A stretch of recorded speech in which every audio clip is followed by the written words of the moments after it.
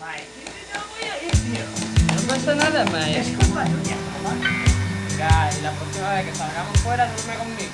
Ya ves, todo con la empresa, tío. Joder, mae. Para mí ya no tengo.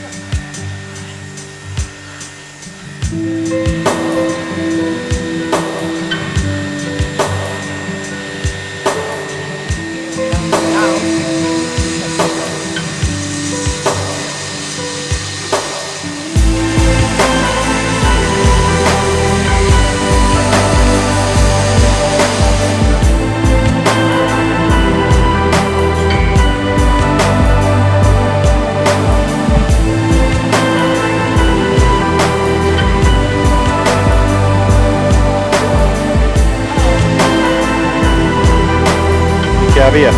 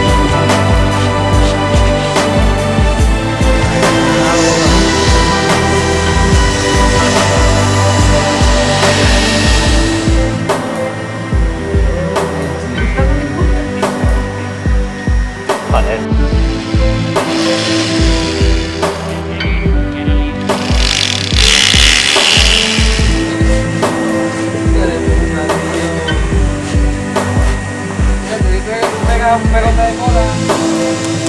Ya.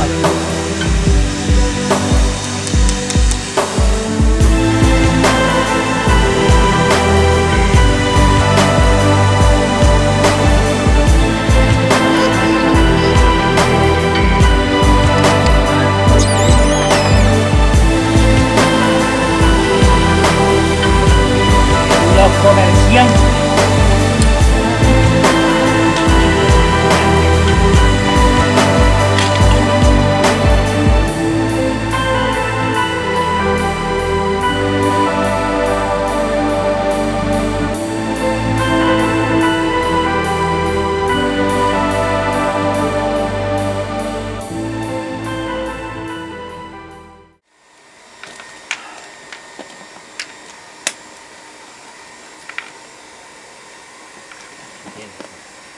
Thank you very much, man.